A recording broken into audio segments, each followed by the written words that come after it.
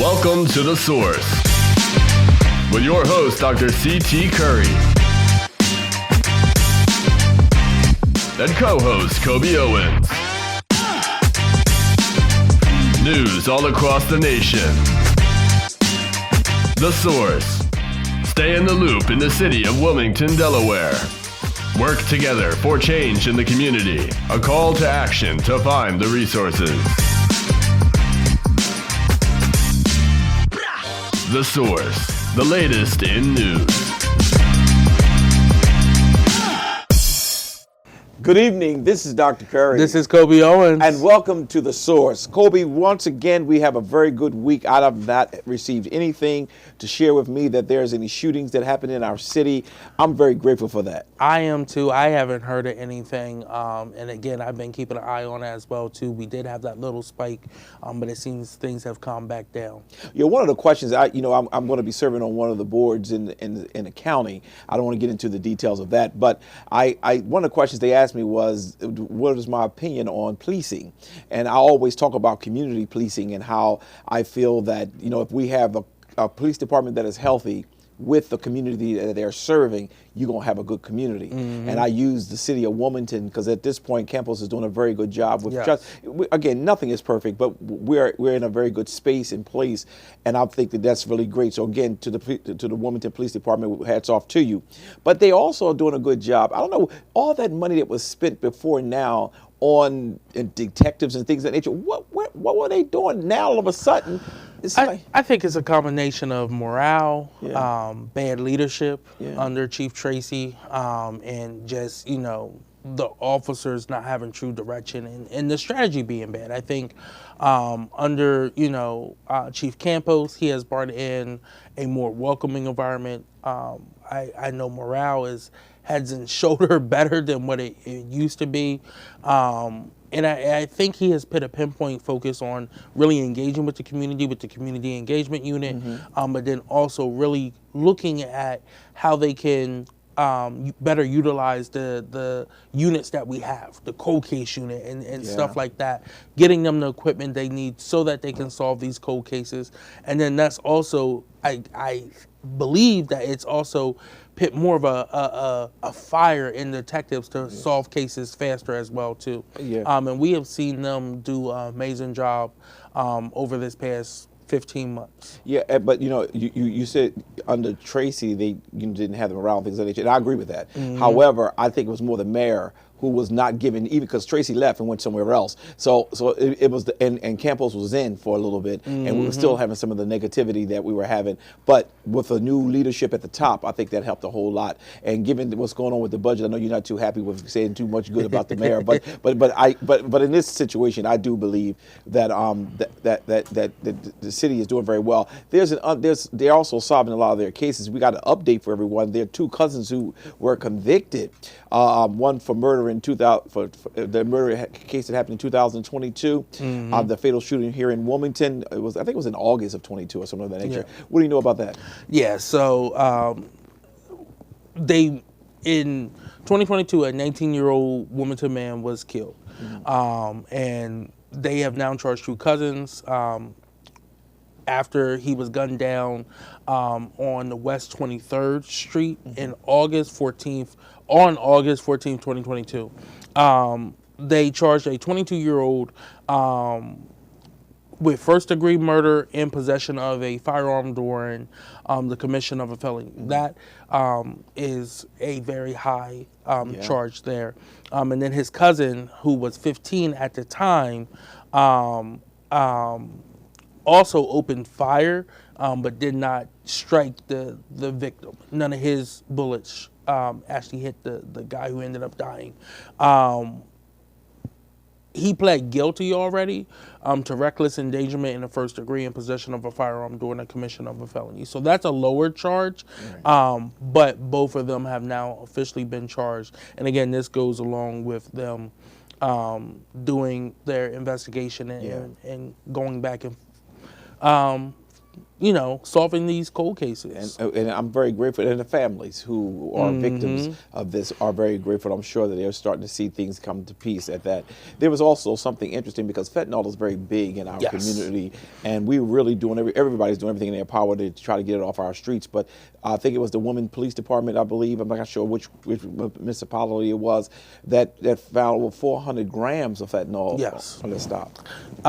So yes, on March 10th, a warrant and searches were conducted, and during that search, they uncovered over 400 grams of fentanyl and arrested 2 men, both age 25. As the drug investigation unfolded, they identified these 2 as the 2 main ones who were distributing these drugs. And again, we know what we're going through in our community and how bad fentanyl has really broken our community to a whole new level right now. So to get this off the streets is good. Again, they found 3 firearms along during those busts as well too, including a privately made firearm, which many of us know here in Delaware and throughout this nation have heard of ghost guns. This has been banned here in Delaware already, so that will be an additional charge there. And then when they searched one of the gentleman's residence, they found an additional firearm at that residence as well too. So again, both were being charged with distribution of more than 400 grams of fentanyl and possession of a firearm by a person prohibited. It's a minimum sentence of 10 years in federal prison. That's right. And a maximum of life imprisonment, depending how that goes. Yeah, and as we really look at this, and I want the sincerity of this moment, that this is killing people. Yes. It's killing people seriously, and we can't let the shenanigans of Trump, which he tries to act like he was really trying to solve some of these issues, be at front. This arrest, this capture of them finding this 400 grams is huge for our community. Now, there are people who are angry, I'm sure, who's selling the stuff, who's trying to make money off of it and profit off of the people, but this is a very big bust. So I have to say to the Wilmington Police Department, hats off to you, kudos to you. Now they're going through the federal courts, and I'm sure that they will get the justice that needed for this. And for those who will condone such behavior, the only thing I just have a problem with, a 25-year-old, I mean, he's young. Somebody has certainly given 35. Oh, he was 35. Yes. Okay, well, he got a couple of miles on him, so he may have learned how to do. But still, somebody brought that into this community and gave it to him and them and decided to use it. I want to now, beyond the praise of the Wilmington Police Department, and I've been certainly saying kudos because we were so critical. So I'm trying to make up for all the time that we were really so critical. But I want to move past that and go to something else in the city, because as I was looking through the paper and trying to understand, there's a little debate going on within City Council dealing with this person who ran for the city at large for the Republican Party, Spadola, and he ran for the through the Republican Party. First, before I ask any questions, I need to understand, can the Republican Party do anything about him leaving, and that's their seat legally? No, so it's not their seat legally. It's the way the charter reads is a minority party. Okay. So independent, unaffiliated, Working Families Party, Green Party, Republican Party, whoever of the minority party candidates get the most vote gets that seat. The majority party, again, they have to go out and get 20,000 votes, whereas the minority party, if we're basing off of 2024, only had to get 6,000 votes. Yeah, and matter of fact, I got that data here now. Brother Hackett, he did very well. He almost got 29%, 28 point something percent, but really 29% of the vote of the city of Wilmington, which is more than a lot of people got. So I hope he has some aspirations. And then Tish Brady, which was another. Matter of fact, my candidates came in the 2 top, and I'm very grateful for that. Tish Brady did just a little bit under Brother Hackett, and then you have Maria and James Spadola, who did only 9%. Now, but that's not how the race went. And I want to really make sure people understand, if we were going to go off of votes, the top 4, then Wayna would have probably got in. No. Well, it would have been Danielle Covington. Okay, so she came up. Danielle was 4th and Wayna was 5th. Okay. And that's the Democratic primary. So in the primaries, no more than 3 people can be nominated from one party. Right. Why? Because that minority seats there of the 4 at-larges. So the top 3 Democratic vote getters moved on to the next round, which was Alex Hackett, Tish Bracey, and Maria Cabrera. That left that last seat for the ability for James Spadola or Sean Daugherty to be able to win that seat. And when the election came around, you were right. Alex had 28.94%. Tish Bracey had 28.72%. Maria Cabrera had 27.53%. And James Spadola, and she's the incumbent. Her and James were the only 2 had previously been elected to city council, and they were the 2 lowest vote getters of the at-larges. And James Spadola had 9.43%. So you see that's a huge drop-off there. He had 14,000 votes less to win his seat. So again, now he switches and thinks he can be just as qualified, that it's okay to have 4 Democratic seats. Yeah, but now you there was a case he did, to my understanding. Yes. He did get legal opinion, and the legal opinion came back that he had a right because something happened in Pennsylvania. You know more about that. Yeah. So an alderman in PA had switched their party after getting elected, and the other aldermans on the body with him sued to say, hey, you can't do that. And the courts, the PA Supreme Court came back and ruled he did. The gentleman had the ability to switch parties. And that's what the both James Spadola's attorney and the city attorney based their premise that this was allowable off of. When Council President Congo did some additional research, he found that during that time, the where the alderman was in their city code or city town, I forget if it's a city or town. In their charter, it had no stipulation for a minority seat. Now stop there, because people are listening to us, and I want to make sure they understand that technicality. Whereas they used a case that was not like this case. Correct. Their case, the municipality did not have anything in its guidelines or in its law to say that you have to have a minority seat, or like in the city of Wilmington. It was open, and he decided to switch, and he had that right because there was nothing there that could stop him. In this case, are you saying Spadola really are sitting in a seat that's supposed to be for the minority, and now he's going back to the Democrat, so he's not minority? Correct. Y'all believe that maybe he should not be in that position? Yes. Absolutely. Interesting. I don't know where some of us went to school, but some of the stuff that is very common logic. I don't understand. People can make, just like the Bible, they can make the Bible say what they want it to say. Now, if you can find a case to say, hey, this ruling happened and this person was able to stay in the seat, but it's not identical, who will be able to show the difference, and then he gets removed? That would have to be Attorney General or state courts ask there. They would have to rule on that based off precedent and intentionality of the city charter, right? So while the city charter doesn't say you have to remain in the minority party throughout your term, it does state how you can get elected with the intentions of you staying as that minority representation. So it is very clear that he wanted to go this path, because even if you did independent, he probably would not have won, because another Republican would have gotten the endorsement of the Republican Party, would have more votes. So it's something that was done intentional. Yes. And so now the rumor on the street, because you know I have that part of the show too. Rumor on the street is that he wants to run for a higher office.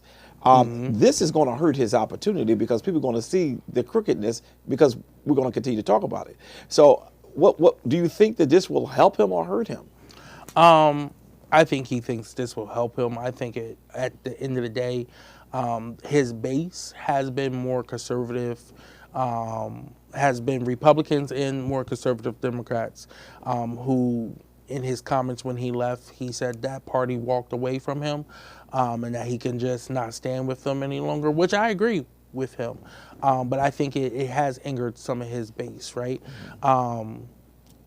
Again, I think if he truly believed this, he should have put up legislation for a charter change to remove the minority seat requirement, and worked with Dover to get that done, and then switch parties. It's more than enough time before 2028 to do this, if this is truly how you felt. So again, I'm conflicted back and forth on, is this just about a political move or is this about true representation for the city? Because if it was true representation for the city, he would have probably never got elected the first time as a Republican either. Well, I don't think that it's about a problem with his party, because he could be in that party and still do what he wants to do. I mean, it's not like they could tell him you got to vote this way, you got to vote the other way. So it was more or less he needs to be on that Democratic side in order to win the city.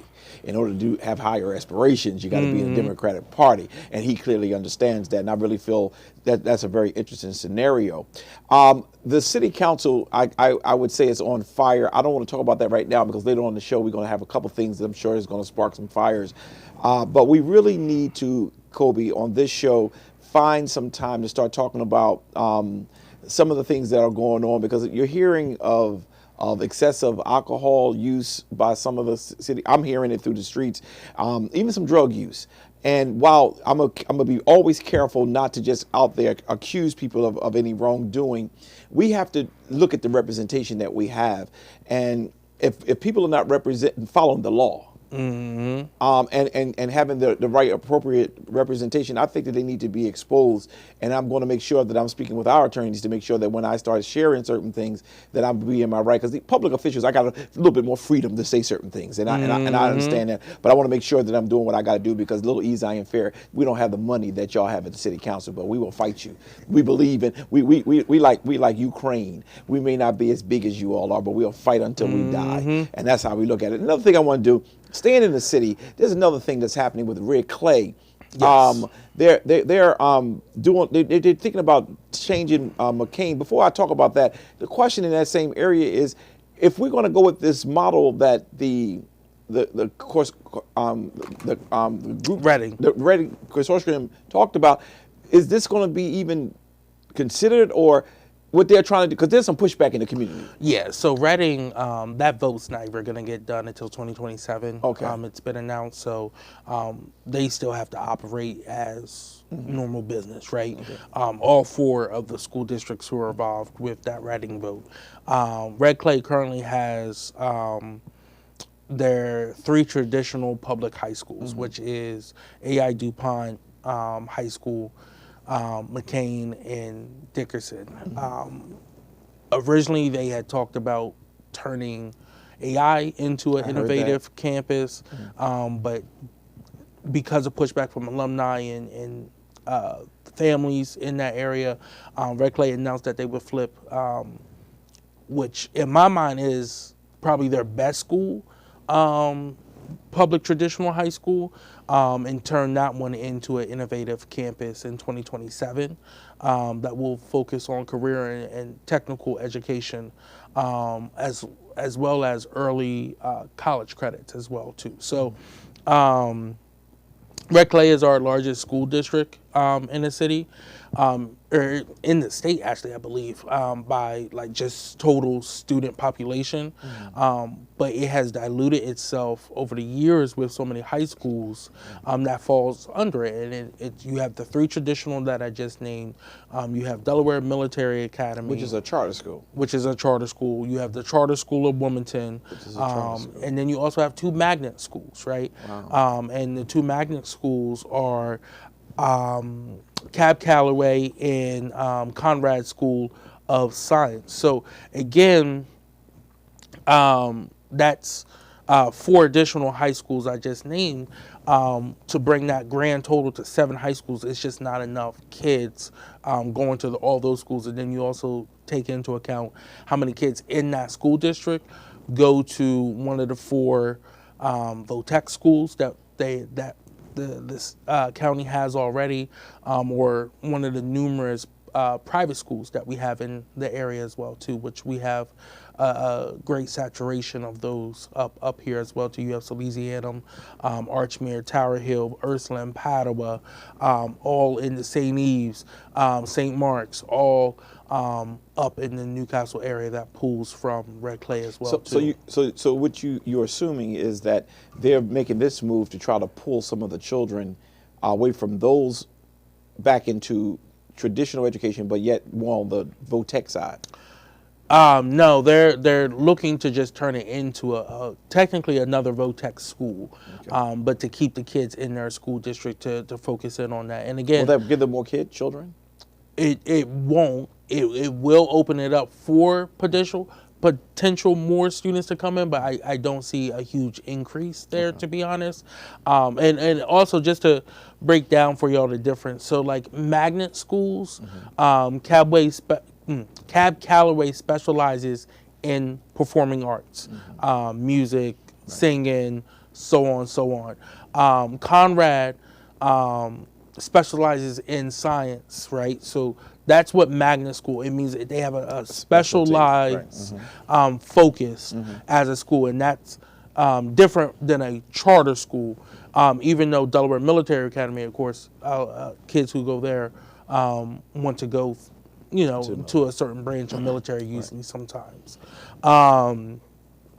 So again, we'll see how this goes. The vote should be coming up soon, but student population has been dropping in the traditional public schools. Wow. So we got this pushback happening, and it seems like some politics have gotten involved because mm-hmm. the alumni from one of the schools decided that you're not going to take our school and do that to it, but then they go with, I guess, McCain, which is the weaker of the 3. But I think that's one of the better schools. I knew some people who graduated from McCain and did very well. Now, something closer to my heart, out of nowhere, I saw just today that the senior center, yes, in Wilmington Senior Center is abruptly shut down, mm-hmm. And I don't know what is going on. And matter of fact, I don't even know if you would even have any information on that.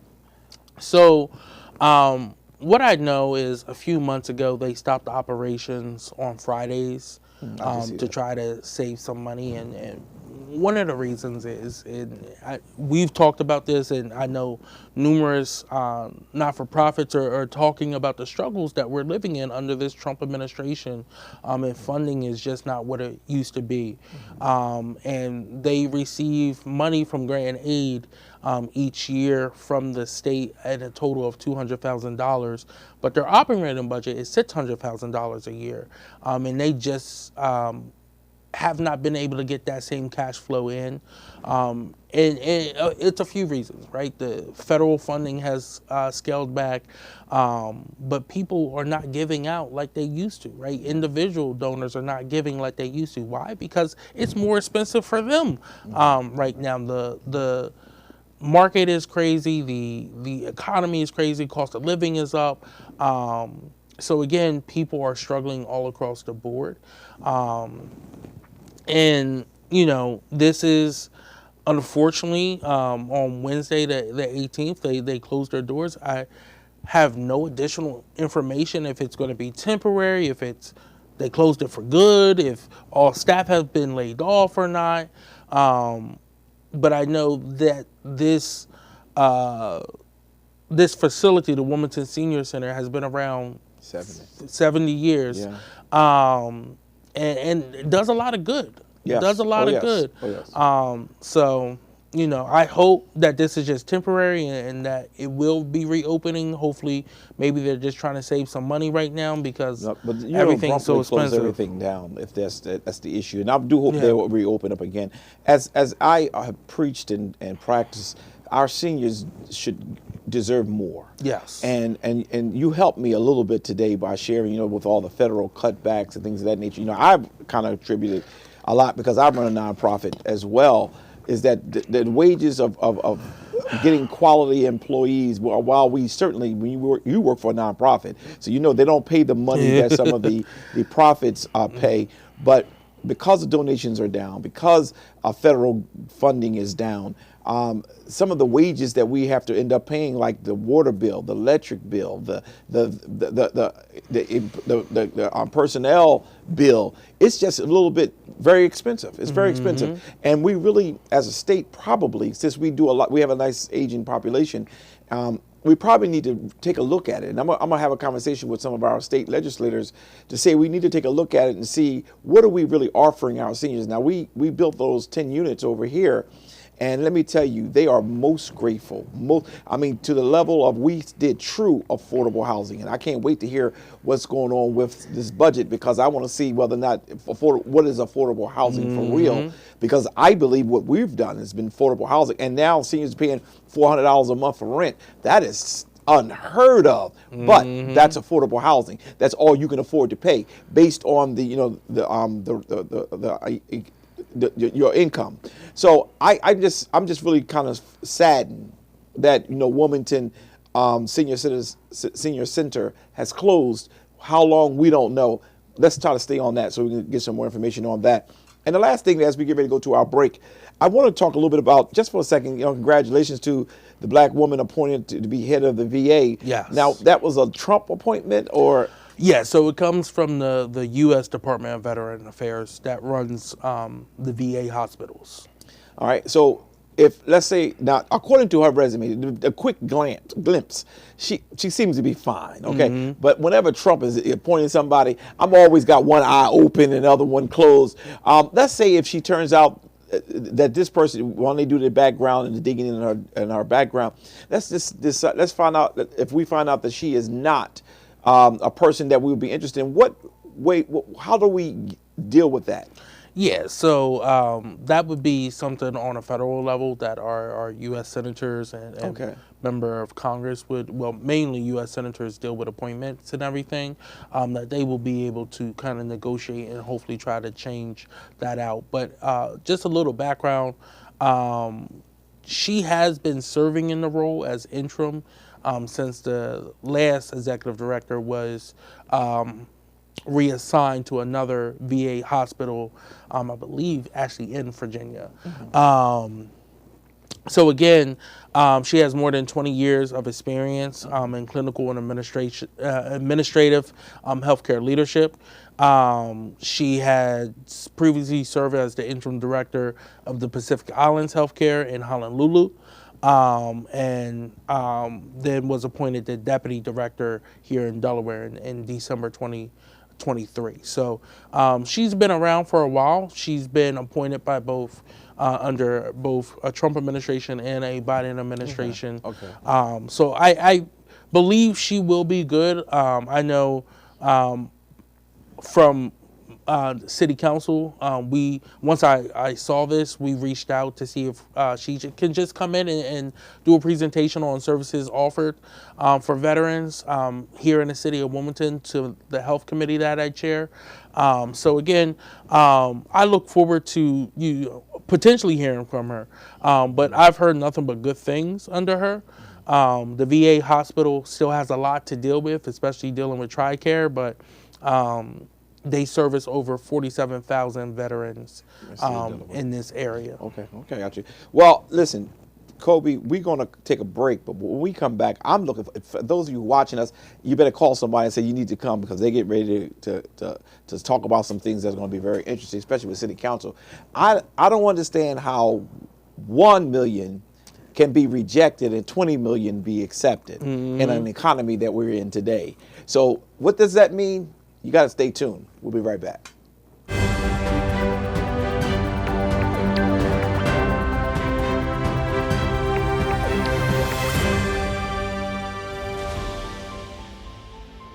Smiles are powerful. A simple smile can light up a whole room. And for 25 years, Smile Train has been lighting up the world with smiles. And each smile marks a step towards a brighter future. As the world's largest cleft lip and palate charity, Smile Train has supported more than 2 million life-changing cleft surgeries in over 90 countries, leaving a legacy of resilience, joy, and beaming smiles for generations of children. To learn more about cleft lips and palates and how Smile Train is supporting the cleft community all over the world, please visit smiletrain.org/learn. Smile Train, lighting up the world with smiles for 25 years. And we're back. Coby, what's going on with the Coby Corner? Yeah, well, I will talk about some good news on a federal level first, good news. which is another black woman will be potentially heading to the U.S. Senate after the November election. Lieutenant Governor of Illinois, Julia Stratton, won her primary to replace Dick Durbin as a U.S. Senator for the state. She will be the fourth or the third African American from that state, the first state to elect 2 black women to the U.S. Senate at different times, having the first one in Braun Mosley. What state are we talking about? Illinois. Okay, so let me sorry. But there was some controversy. There was 2 black women. The 3 main candidates included 2 black women. One was the lieutenant governor of the state. One was a congresswoman of the state, 2nd district, and then the third person was a U.S. representative as well, a congressman from the suburbs of Chicago who was Asian American. And the Congressional Black Caucus, of course, backed one of their own, and Robin Kelly, who I just want to say ran an amazing race. Is someone who has been a mentor of mine from when we first joined the DNC together, when she was state party chair out there. It was a tough race for her. Then you had Raj, who's the congressman from the 8th district out there who was running, who was sitting on over $30 million war chest for this race. And then you had the lieutenant governor of the state, someone who, the governor, J.B. Pritzker, who's a billionaire, his family owns the Hyatt, or the Marriott hotels. He, not only did he pick her to be his lieutenant governor, but he didn't just pick her just because of her race. He picked her because he believed in her. And when she said she wanted to run for U.S. Senate, he had her back 100%. He put his machine behind her and put his own personal money. He put $5 million of his personal money into a PAC to help boost her and make sure she won that seat. The issues I have is with Yvette Clarke, the chair of the Congressional Black Caucus, who stated that, yes, we know you want to run for president in 2028 to J.B. Pritzker, but you shouldn't interfere with black people business. Whereas time and time again, and why I just gave credit to Robin Kelly is because Robin Kelly struggled to raise the funds. Minority candidates, especially black candidates, face unfathomable capital access, right? The barriers to capital access to run well-oiled machines when it comes to running for office. When Vice President Harris ran for president the first time in 2020, when Cory Booker ran, even when Governor Deval Patrick ran, they all faced these barriers. Barack Obama faced this same barrier when he ran, and he said, you know what, well, forget about the big dollar donors. I'm going to build out a grassroots fundraising machine, and that's how he was able to get it done. We face barriers to this. So for someone to say, hey, I picked this person to be my number 2 if anything happened to me in the state, why wouldn't I back them? For the Congressional Black Caucus to demonize him for doing that shows that they're out of touch a little bit. A lot. And this is what we need to see more. Don't just use us to be connected to us to get votes. Actually support us when we decide to run for the next office as well, too. So again, I want to give a shout out to J.B. Pritzker for standing on business and believing in the person that he picked to be his number 2. And now she is going to the U.S. Senate because Illinois is overwhelmingly Democratic. And she faces Don Tracy, the former Republican Party chair of the state out there in Illinois, but she will most likely succeed Dick Durbin in the U.S. Senate, making it a historic 3 black women serving at once in the U.S. Senate, with our own U.S. Senator Lisa Blunt Rochester, our neighbor U.S. Senator from Maryland, Angela's also broken, and now Julia Strand. It's changing. Yes. And tides are turning. Yes. But now I want to talk about some bad stuff from Washington at federal level. Y'all's president and his Secretary of War are requesting additional $200 billion in military funding in the wake of the Iran war. Right now, none of this is being funded by additional appropriations. They are using the Department of War's already inflated budget to fund the operations that are going on. They're spending about $3 billion a day in this war. And I hope that the background folks are just putting up these numbers. They spend already $3 billion. How many zeros that is? And then what I was going to stop you, but you was on the flow. I want to know. We got Tent City, right over there off of 4th Street. How can't we build stuff? Why can't we make stuff happen? If you said that he going after $200 billion. Billion. Do you know how many zeros $200 billion is? You know what I could do with $1 billion in this city? You know what I could do with $1 million? You just $1 billion. Go ahead. But right now, when people across America are feeling the impacts of this war already, and the Vice President Vance came out and said, we know people are struggling and we're going to talk to Israel, and Trump comes out and say, we told Israel not to hit any more of the oil and gas fields, and they're going to listen to us, and then hit one less than 4 hours later. Gas jumped 29% in 3 days.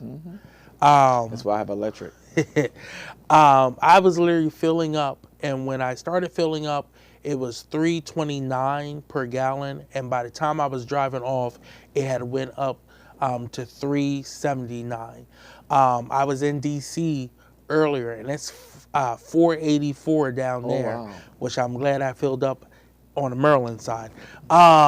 So again, it is bad, and people are going to feel it all throughout this nation, and we're feeling it in the gas prices right now, but we're going to feel it everywhere else as well. Because too. everybody got to get stuff transported to the stores and everything Correct. else, so it's affecting all of it. Yep. You know, unless they got electric vehicles.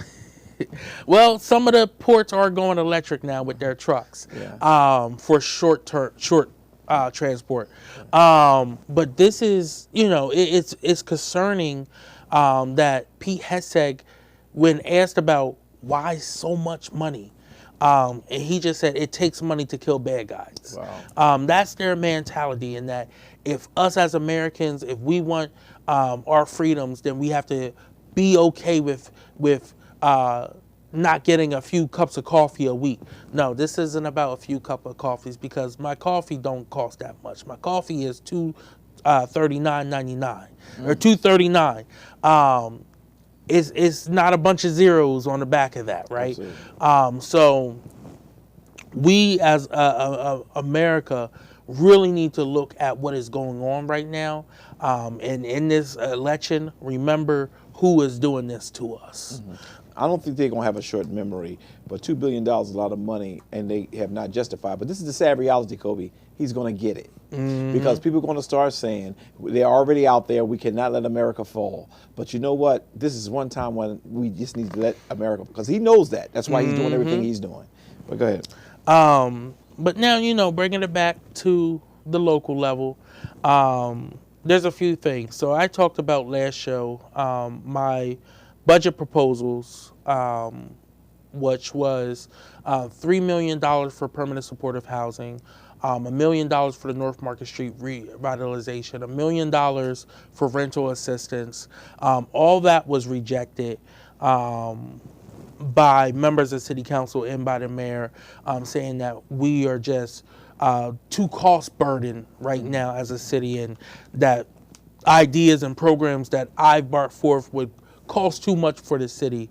On Thursday, the mayor gave his budget address. It was just a little under $212 million proposed operating budget, with a 9.95% increase to water and sewer and storm bills, but no property tax increase. We did this for the 250th anniversary of America. We did this at the Old Town Hall building, which again was a building that when they were using, people like me couldn't even go in unless we were in the basement, serving. But I will also say it was extremely hot in that building. I just had to say that. But in his 23-minute speech, he talked about the unhoused population. He talked about affordable housing. He said he's going to put $20 million in towards affordable housing, pulling from our tax stabilization fund, which for the last year, I have been told that if I pull $1 million out of that, I will put the city in a bad position. But he wants to now pull $20 million out of this and put into an affordable housing fund, looking to incentivize private developers to invest in affordable housing projects. My only red flag with that, because I do think that is good, clearly define what affordable is. Yes, that's where I was going. And who it's affordable for. It should be for the taxpayers who are currently here already, whose money is paying to create these new units, but then also looking to make sure that that money is going to people who will do high quality work, but are also diverse, not going to the same old organizations that always get money, but their operations is not reflective of what this city truly needs. Yeah, and I know that now $20 million is a nice amount of money to take from a stabilized fund, which means that's the funds that we have in reserve, so Correct. People know what we're talking about. Now, what is affordable housing has to be the first question for every city council person and the mayor's office. As a person who's not in the city council and a person who's not in the mayor's office, but who called himself building affordable housing, my call came out of a cry. The cry is no one was really doing it. They were saying we're doing affordable housing based on numbers that did not reflect the community that it was supposed to serve. How is it? What does this $20 million affordable housing thing look like? And that's the question I'm going to have to ask, because if it's not going, if we're going to look at the median income, for example, if they say the median income is $100,000, and they say a person can afford to buy a house for $200,000 right here in Southbridge or $300,000, that is not true. That is not reality, and we have to really start questioning when people are getting these grants for affordable housing. One of the things I learned with Federal Home Loan Bank, when they gave us our grant, they wanted to know, what is your definition of affordable? That was the first question they asked. And then they also wanted to know, once completed, what are the dynamics? What are the things that will cause them to be able to say, this is going to stay affordable housing for the next 30 years?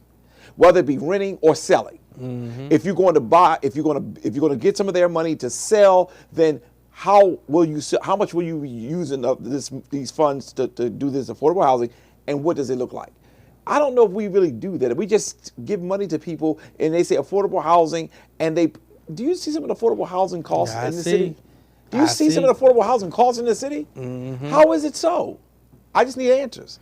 It's sad because it goes unchecked, and it all goes to people who get appointed to the oversight boards, and you have people who sit on the land banks board, or used to sit on the land banks board, get a bunch of properties for $1 from them, and then go and develop them for affordable housing and still charge $250,000 $300,000 for someone to buy that home, right? So they just made a $290,000 profit right there. And you look at it as well, too, of it's a conflict of interest because now you have access to these properties that were never listed, that you've made hundreds of thousands of dollars, millions of dollars off of, but then a small, young developer can't do the same thing. In my district, I had to work with a 24-year-old developer who's bringing mixed use to our area, multiple units, 4 units of housing and 2 commercial spaces that he worked with our neighborhood planning council. He worked with the civic association in the area. He let them do the renderings for what the building should look like. But he can't get any help because that's not in their focus corridor right now. Their focus corridor is downtown. That is a issue that we are having all throughout this city right now. And you've heard Councilman Nathan Fields, Councilman Chris Johnson, Councilwoman Christian Wilhauler, myself, Councilwoman Oliver has been one of the more vocal members on council about there is more than just the downtown when it comes to commercial corridors, and there's opportunity to build affordable housing outside of the downtown area, which you're making too unaffordable right now. What's affordable downtown right now is based off of all those luxury apartments. So 20% off of a $2,500 a month apartment is affordable down there. That is not affordable for a resident in the city of Wilmington. You're pricing your own residents out. But that could be by design. Yes. So again, you know, overall, break it down more in the budget as well too. The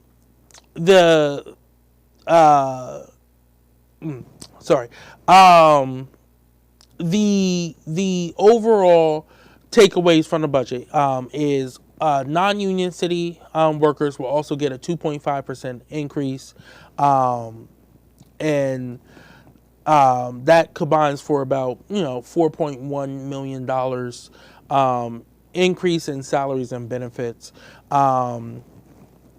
The water and sewer tax increase would even out to about additional $96 a year or $8 per month, and that is just well too much for a lot of people already.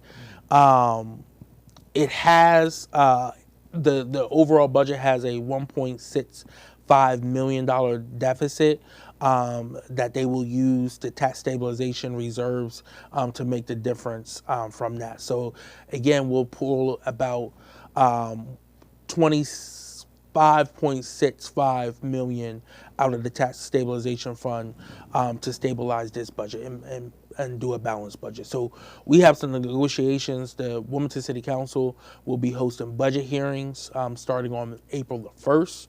And that first one it starts with the mayor's office of Wilmington City Council. Now, to my understanding, one city council person have not seen the budget but said that she's going to approve it. Oh, absolutely. So how's that so if you've not seen it? Because some people, as long as the mayor said it, they're okay with it. And she was completely against the $1 million, saying that you're asking for too much. We could never do that much. But now that the mayor said it, it's A-okay. So it shows that they have no real backbone for themselves, that they just do whatever they're told. It's going to be interesting. I'm looking forward to seeing this battle, this fight that's going to happen with this budget. But I'm still got one question. My burning question is, what is affordable housing? And until that is defined appropriately, building all this stuff, you're just making the rich richer. Unless we can really clarify what affordable housing is. All right, we're going to take a quick commercial break, and when we come back, we're going to talk a little bit about politics. We have not done much of that, but we're going to take a quick commercial break, and we'll be right back.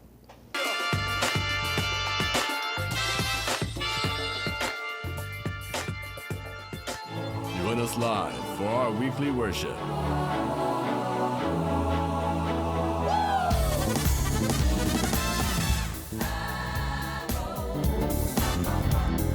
On Facebook and YouTube.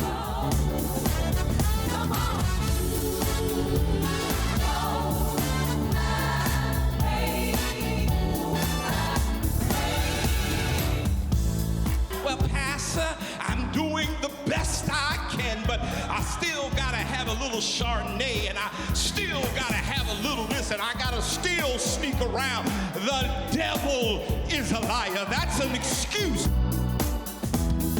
Wilmington's most exciting church. And we're back. Coby, we don't have that much time left. What's going on with the midterms? Do we still, first, just a quick answer, do you think we're going to still take the House? Yes. How much seats do you think we're going to take it by? I think we take it by 30 now. Okay, now you're at 30. Yes. Now, getting more House seats, do you think we're going to take the Senate? Yes. Now, by how many? Only by one. Only seat. by one. Yeah. You don't believe in miracles? No, not for that one. Not for that one? Okay. Not for that one. Now, let's backtrack a little bit. When will the Senate begin to have a backbone, those senators who are Republican? Because they're upset about a lot of stuff the president's doing. When will they get a backbone to start rebelling, given the fact that he's coming in the second year now? Rand Paul is doing it already. I saw from that. Kentucky. But I think right now Susan Collins isn't doing anything because she knows she's in a tough re-election campaign. Mitch McConnell's leaving, so he don't care, and I don't even know if he knows where he's at right now. And Lisa Murkowski has gone back into hiding because she doesn't want to fight with Trump anymore. So they're all chickens. They're all chickens. What do you think, Coby, if you're going to retire, if you're not going to run again, when you think this is a time to really stand up and say, okay, I'll take the hits? Normally, yes, but because his base is so strong and they threaten violence, these people are scared. Oh, wow. So he's going to cause them to lose everything. How long do you think it will take the Republican Party to rebuild? Decades. And do you think it will be rebuilt by the vice president or by the persons in charge of what you call that, his Secretary of State? No, I think it's all going to have to be flushed out for a while. All of them are going to have to be well removed from the party for them to be able to rebuild. So so at one point there was a nice sized Democrat. I think during Clinton's first term, I guess, where we had a nice sized Democratic Senate where it was almost majority proof. It was like veto Obama's, proof. yep. Oh, was it Obama's? Yes. Okay, because that's how we got the Affordable Care Act. Okay, yeah, all right. So the question now is what should we have our eyes on, Coby, to see? The Senate is what I'm more concerned about, to be honest with you. What should we have our eyes on to see? Or if this is working well in November or getting closer, then that means for sure we're going to get it. Well, Pennsylvania, we really have to pay attention to that Rust Belt area, right? The unions out there, the ones in the kind of country area, if they start to switch back, if the suburban white women start to switch back, that's good. That shows, okay, now people are being impacted. Now they're starting to believe in policies that you're talking about. But at the end of the day, none of it matters if you cannot deliver on what you promise, right? So when you do get empowered, they have to actually do something. And but our problem always with that, and this is why we always lose this. We always lose, Coby, is that our party is large. Yes, and it's a Big Ten. So you got one group all the way to the left. You got some in the middle, and some all the way to the right, like Fetterman. But the question is, how do those in the middle be able to handle those all the way to the left and get things done that they promise, and it doesn't shift back to the Republicans? I think as a party, we have to have non-negotiables. And some of that is bringing down healthcare prices, bringing down gas prices, bringing down costs to put food on the table, right? If you can strategically figure out how to all agree on that, that's how you win and deliver. And then everything else after that is the extra stuff, right? Housing should also be in that as well, too. And jobs. At the end of the day, jobs. But everyone wants to have their own time to shine. Everyone is all about themselves down in D.C., which makes it hard for people to be able to move things forward. Who will run for the Democratic president's position with seriousness? Who won't want? I say who will be taken serious. Now, we can name a lot of people, but Vice President Harris. You think she'll be taken serious? I think she will be taken serious. Governor Wes Moore, Governor. You think what? Now stop there, because that's one who I didn't think I thought he was going to wait a little bit and maybe take a second seat. I think he's going to take a shot this go round, at least to build his profile. He'll be in his second term as governor, so he'll be almost finishing out his term. There won't be a U.S. Senate seat open for him to go to, so this was the next logical move for him. Governor Gavin Newsom, governor from California, Governor Andy Beshear from Kentucky, and Governor J.B. Pritzker from Illinois will probably be the top tier candidates. Right after that, you have Senator Mark Kelly from Arizona, Senator Raphael Warnock from Georgia, Senator John Ossoff. If he runs re-election, I think he would be heavily considered either for the presidential or for a VP pick. And then the next tier is probably the ones who ran before, the U.S. Senator Booker, former Transportation Secretary Pete Buttigieg, those level of people. Who will be the Speaker of the House if the Democrats get it? Hakeem Jeffries. Okay, who will be the Speaker of the Senate if we... Julia Stanton just won, and she ran on a pledge not to support Chuck Schumer as leader. I think some other people are looking for new leadership there. Honestly, I would like Chris Van Hollen from Maryland to be the leader in the Senate, but I know that will be a battle. Isn't he an African American? Chris Van, no, he's white. Oh, okay. I thought Chris. I got the wrong person then. Okay. Yeah, it's right. Raphael Warnock and Cory Booker are the only two black men. Okay, right. Okay. Well, Tim Scott, but no. He's not. He's Trump. Yes. All right. So that's where I wanted to really focus us at today on the politics side of the House. Do you think that we'll get the House? Yes. Now you're at 30 seats. Do you think that we'll get the Senate? Yes. You're at 1 seat. Who will be the leaders was some of my questions, and you know I think Hakeem Jeffries should, even though sometimes he seems a little soft, but in actuality I've seen his bite, so I know that he can handle. He's not a Nancy Pelosi, but he'll get there. It took her years to get to where she is, and then I really do believe Chuck Schumer should not be the majority leader for the Senate. I do believe a new blood is going to be needed, and it's going to be needed very badly. Now, running for president was another thing I wanted to ask, and I kind of like Westmore a lot because he's really interesting. He's more like the Barack Obama piece. But what really got me is that Westmore, he's meeting with all groups. He's an alpha. And he met with the Qs, and he was starting to act like he was a Q, which all officers do anyway. But what really got me so much with him is that when he was at that funeral and he sang, yes, Barack Obama did something of the same nature. So they got a lot of things in common with each other. I think he'll be excellent, but I'm just shocked if he would really cut it off.